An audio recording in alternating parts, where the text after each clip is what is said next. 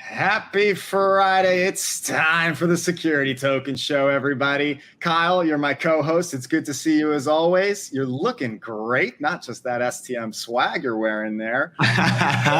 What a conference we had. We need a little bit of recovery time. Tokenize this. What do you think, Kyle? Was it a success? Hey, it was absolutely unbelievable. 500 plus people were there. Everyone in the industry, from the banks, the best tokenization companies, blockchains, SEC commissioners, everyone in between, as well as a whole host of amazing local Miami support. You had to be there. And good news is that you'll be able to come to the next one coming up very, very soon. 2025, we're going to run it back. That was that awesome. Everybody had a great time. We'll have more details coming on that soon. You can check out all the panels and keynotes on YouTube, on STM's account, of course. It's actually now STM TV official. Check it out. And of course, we're looking forward to having you next year. But Kyle, we've got a heck of a show, a lot to talk about. Shall we dive right in? Let's do it. It's good to be back.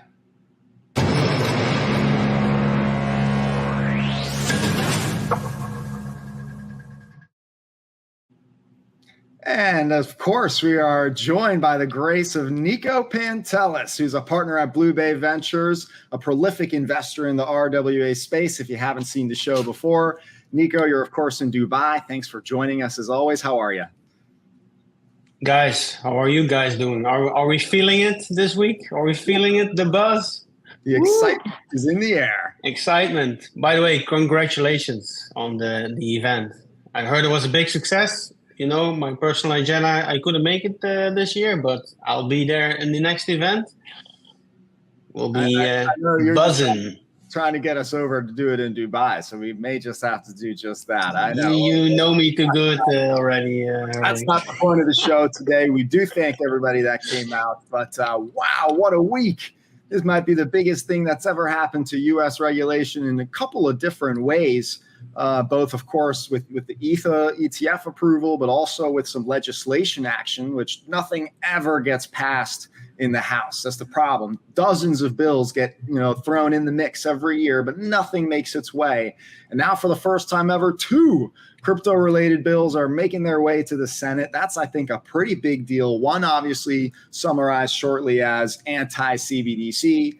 And the other one, of course, being FIT 21, a very progressive legislation for crypto regulation here in the United States. Happy to give an overview, but I imagine a lot of people are already, familiar with it. I have a specific thing I want to talk about, investment contract assets. But before we do, guys, what's your takeaway? What do you want to talk about first? Wow, this is just wild. I mean, we've been doing this show for 5 years now, and this is definitely the most activity in 1 week we've seen from U.S. regulators. I think that there's so much to unpack here, just from a fascinating perspective on, let's just start with the ETH ETF. The fact that this was something that Gensler pretty clearly did not want to approve. He is not a fan of Ethereum as an asset, and he's made it pretty clear over the last couple of months or years that this was not going to be something that he was looking for. He didn't even want the Bitcoin ETF to get approved until he got sued for it.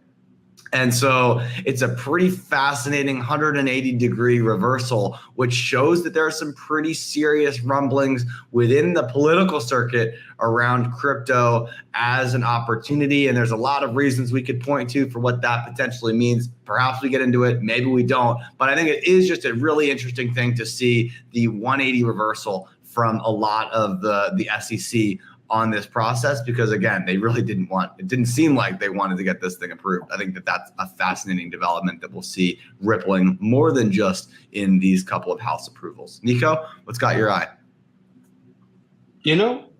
I never really believed that Gary was anti-crypto.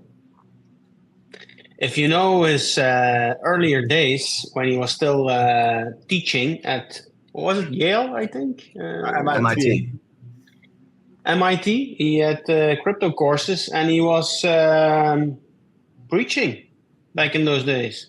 So that's when he was not politically influenced. And the guy knows what's up with crypto. So he had a job to do when he was at the SEC and in these other government entities he was before this. And is to obey to his political leaders, because that's what was really going on behind the scenes. And that's what we saw this week, that the political lords were pulled back from the table, from their overlords, let's say it like that, which are the bankers. And the bankers said to the guys from the politics, hey, guys, this is a new margin business for us. Let's step on the gas, please, instead of holding it back. That's, in essence, for me, what has happened this week. Well, I don't think it's a secret that, of course, Gensler has higher ambitions beyond just being the commissioner of the SEC. You know, there's even more important positions, right, that I think he's vying for and trying to prove his candidacy for with this SEC campaign. But it's no secret now that 100 million people also hold crypto in the United States. That's 100 million potential votes. That's become a hot button topic for both sides now, trying to sort of zigzag around being the crypto friendly, party in different ways. Obviously, high value votes at that, right? People that's have liquid capital that they want to enforce their perspective. Yep. So that timing is definitely, I think, influential on why these bills just got passed. And one is specifically, Fit 21. The one that I'm most excited about is because it's actually authored by similarly Patrick McHenry, who is the same individual representative that helped usher in the Jobs Act. Obviously, there's a lot of other people behind the scenes, but he's kind of like the face. Bringing in, at least smart regulation for modern times. Does it always come on arrival perfectly? No. I mean, the SEC always gets a chance to mess it up too, as we kind of saw with the Jobs Act in certain ways. But he is the guy, that's pushing this type of modern legislation. The fact that there was, I think, 71 Democrats that came in, something like that, on this vote with the Republicans for this. That's a similar unanimous passing that also happened with the Jobs Act back in 2012. So this is a really big deal that if this actually does get pushed through, we are now looking at finally clarity, if you will, within the United States. What do you guys think that this is going to do? Before we dive into what it is and how it works, what do you see the reality of Fit 21 becoming a law? Well, as far I think as in the basis, it's go ahead, Nico. Yeah, and the basis, in its basis, it's a good thing that we have rules or let's say parameters. Yeah, some rules that we have to apply by as an industry. But yeah, there's a lot more that has to be done because a lot of details has to be worked out still, because it's not clear what it can go either way still with these rules. So we have to see that these are good rules in the end. But it's a very good start. It's good pretty comprehensive bill. I mean, I was impressed reading it at how in depth they went with the different components here. With respect to your original question, I do think it's a process, though. I don't believe that this particular bill is what actually gets voted on in the Senate. I believe that, and I certainly don't have the most clear process on this, but I do believe that now the Senate will mark the whole thing up and either add this into some other bill or, they'll change a bunch of these different components. So I do think that what ends up getting voted on by the Senate is going to look very different than the Fit 21 bill that just got approved by the House. So that is something I think important to monitor, is how those things change. And that will kind of give us more clarity on the likelihood of it passing or not. But again, I think the interesting thing is just how comprehensive this bill is, and it sets a good precedent for future lawmaking. Whether this one passes or not, I think that this is a good precedent of where they can kind of start to work on in terms of these different components. Absolutely. The Senate will. They will end up changing things.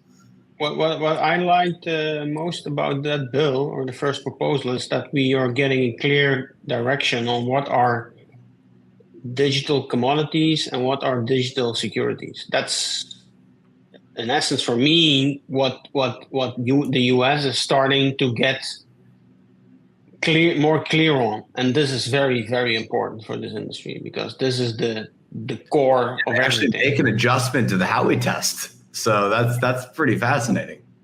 That's it's something deep. It's very deep. Kyle and I, we've been preaching this since day one of the show. We watched country after country, Germany, Switzerland, you name it, define legally security tokens. It may seem silly to sort of just define securities are in a digital format, securities still, but that's necessary to help bring that clarity to the market. And so the investment contract asset, as they're calling it, the ICA, that's going to be a whole new potential arena of offerings, token sales that, as you may have noticed, audience, that there's actually an opportunity for retail investors to participate in offerings up to 75 million. Again, if that somehow makes it to passing, what a pretty cool opportunity, because this is essentially creating a new exemption, not just a definition for digital securities, but a new exemption where you can raise up to 75 million in a very similar, fashion to Reg A. So this is a fascinating, I think, development. But of course, to Kyle's point, you never know. Same thing with the CBDC. It's another hot button topic that I don't know if everybody has a full understanding on either. I think it's sort of one of those looped into privacy situations and currency on the abstract level. And so, it's become a primal topic because this isn't just about CBDCs. It's also about privacy and about, government overreach with money and such. So this hangs on to the point what we were discussing a few weeks back already, that I was not really thinking of that highly of CBDCs because in essence, if you look at the current system in the US, it works with branches and it works with primary dealers, and you have these big, large institutions who speak in regards of the regulators and the central bank and the government. And I think this bill wants to set this system in stone. Also for the digital world. So not that the central bank goes directly to the market with printing of dollars. No, it has to go through their system and it has to be distributed to their system. Because this is very important, and that's why the US is still one of the leaders in the world, in my opinion. Free capitalism, in a free capitalist market, you can't, as a government, you can't monetize your debts directly. It's just not how it works. If you do that, you go to communistic or other totalitarian system, and that just doesn't work in practice. It's been proved all over again. And I think what the House wants to set clear, and I probably think the Senate will too, is that the US is still in the basic the US, and this is how it works in the US. We have a commercial system out there, and that's capitalism, and that's how it works also in the digital world.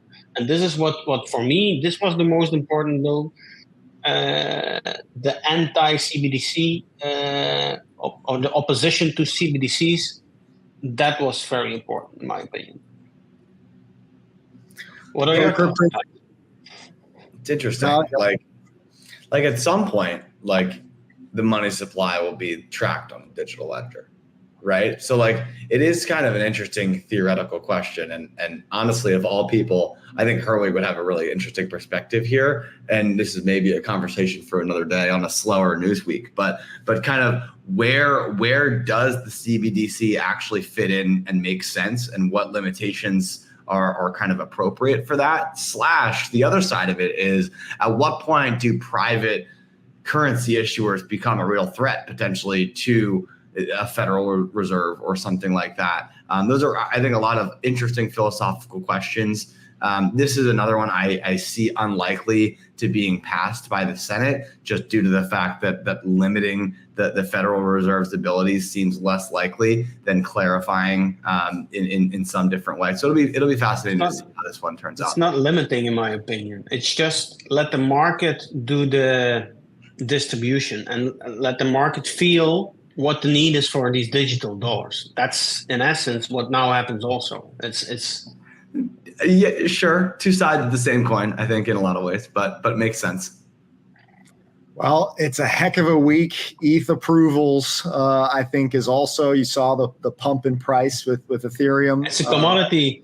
Yeah, that's right. This overlays right into the FIT21, regulation that we might be looking at, all to top it off with some anti-CBDC, rhetoric coming to market. So it's interesting times. I think we're going to keep discussing this week after week. I don't think this is just one more week now that this is sort of in action.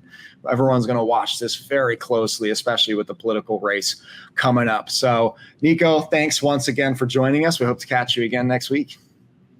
Let's move on, guys. Token Debrief. Bye. Well, there was a lot to cover that we didn't bring up just now with Kyle and Nico. So let's kick it off with REtokens. It's a new tokenization platform on the scene. They've announced an apartment building, a townhouse project, and a multifamily fund for a combined value of $30 million, which will be tokenized through their rails built on Polymesh blockchain.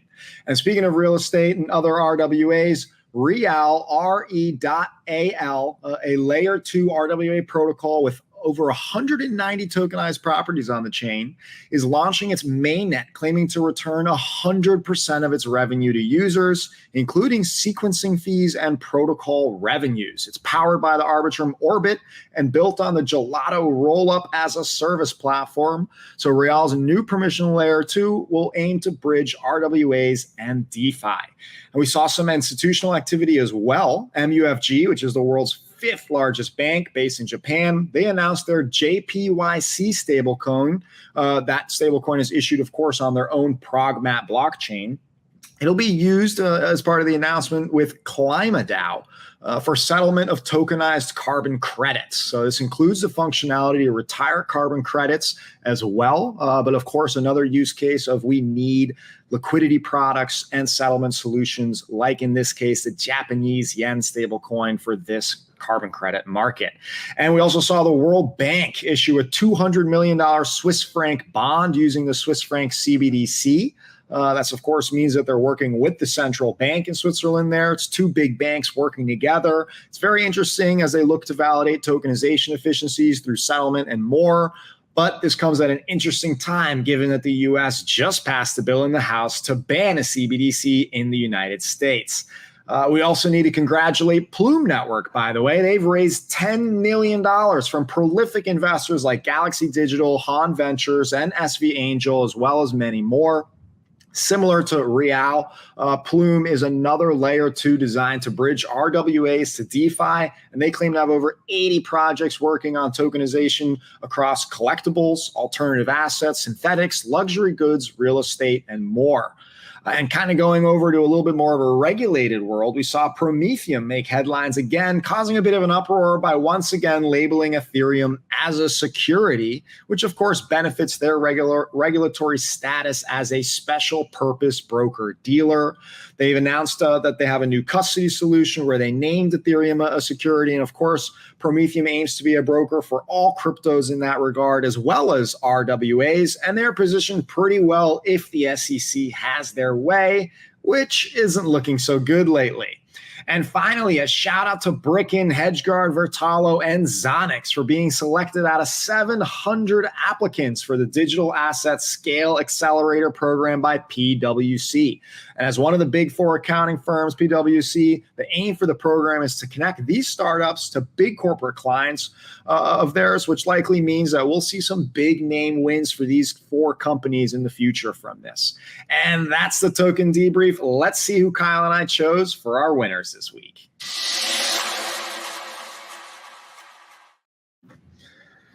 Wow, what a show, Kyle. What an amazing week in news. What a great conversation. Wish we could have kept going with Nico there, but you'll have to just tune in next week, folks, because Nico will be back. Yeah, we'll have to do a real round table breaking down all the nitty-gritties. Yeah, that was fun. It's as Nico said, the excitement is in the air, and that's why this segment is so exciting, because we, of course, get to choose our companies of the week, those that get selected qualify for Company of the Year at the end of the year, a highly coveted award. And this week, of course, we pick from what's happened. So, Kyle, who caught your eye? Who made the biggest move? Who gets your honor this week? Herwig, the Company of the Week honor is no joke. It is the most illustrious award in the security token industry, as people are saying. We're not saying it, but that's the word on the street, of course. And for my winner this week, I guess second most important award, it's Company of the Year, just slightly higher. Either way, you have to be nominated for Company of the Year with this award. And my winner this week is re.al or re.al, depending on how you want to pronounce it. That is their domain, actually. You can go to re.al and find their website. They are a real-world asset layer 2 blockchain that's built on Arbitrum. They've got $40 million locked up in total value in their platform already, with apparently 190 tokenized properties, I guess real estate properties on chain. And this is, bear with me, non-crypto people, but it is an Arbitrum Orbit layer 2 blockchain built on a Gelato roll-up as a service platform. That's honestly a little bit over my head, but what you need to understand is that they're really focused on bringing yield from real-world assets on-chain and into their protocol so that they can have DeFi systems that pay out a real yield based off real estate properties. I love this solution. I think they're doing some really cool stuff. And so for the fact that they've launched this mainnet, I wanted to give them a shout out for my Company of the Week this week. This is going to be something that I think we're going to see a lot of, Kyle. I think that's a great choice, because the idea that you can now leverage a blockchain to create essentially a DeFi application that brings in, or a protocol that can bring in DeFi applications to real world assets, that's that magic unlock. And we all know yield drives those markets, if you will. So I think it's a great choice, Kyle. I can't wait to see that number grow. Yeah, no, it's exciting to see, and there's more and more real world asset specific blockchains coming out. I think that is a good thing for the market. Herwig, how about you? Who's your winner this week? Trillions and trillions of stuff out there to tokenize. So my Company of the Week is someone else who is also chipping away at that figure, at that big old number. They're bringing 30 million, as we discussed earlier, onto the Polymesh blockchain. Talking, of course, about REtokens. They had a fantastic debut at Tokenize This. Tyler Vincent, the CEO, spoke very well at the panel on tokenization in real estate, of course. You can catch that on YouTube. But now to see them kind of coming out the gate, just right after the conference announcing this, that's fantastic news. That means that they are, officially ready. I know they've been working on this quite some time to sort of be ready. With Polymesh too, it's worth noting, another purpose-built blockchain for RWAs, for security tokens, adding another 30 million on chain, a couple of different properties. So it's not just one token for 30 million. I think that is very, very interesting. Love to just see more listings come to market, more providers. Same theme as yours, Kyle, which is the future still has so many more entrepreneurs that are needed to build out platforms to help tokenize the rest of the world. So whether you're talking about re.al or REtokens, there are Companies of the Week because of that very reason, I think. So Kyle, congratulations to both. Major shout out to Tyler Vincent. Awesome to see him crushing it on stage. Makes total sense. A couple of real estate tokenization solutions for our Companies of the Week. We kept a good theme. Well, for those of you who missed it, we do expect to see you next year, where we hope to have thousands of you participating in Tokenize This. As mentioned, you can go to our YouTube to check out all the panels and keynotes, but we have a great report in the works that'll break it all down for you as well. And of course, feel like you were there from all the pictures. But with that, folks, that is the show. You can, of course, go to stm.co for all the latest news. We got our charts up there to show you the market insights. We're adding new listings every day. Check out that BIDL size and listing. It's nearing 500 million. I think that's a pretty big milestone. Kyle, anything you want to close on? Hey, just really happy to be here. Major shout out to everyone who's supported us along this journey. We've had a lot of ups and downs as an industry, and we're going to be here for the long run. It's amazing to see some of the awesome developments happening this week, but just like every week, we're going to be here covering it first. So thank you so much, everybody, for checking it out. Leave us comments, LinkedIn, Twitter, YouTube. Shout us out. Let us know if you want to be on the show, if you're in the industry to do an interview. If you have any questions, if you want us to cover something, we'd be more than happy to. Yes, absolutely. And of course, catch us again next Friday. And if you're in the US, happy Memorial Day weekend. With that, happy tokenizing.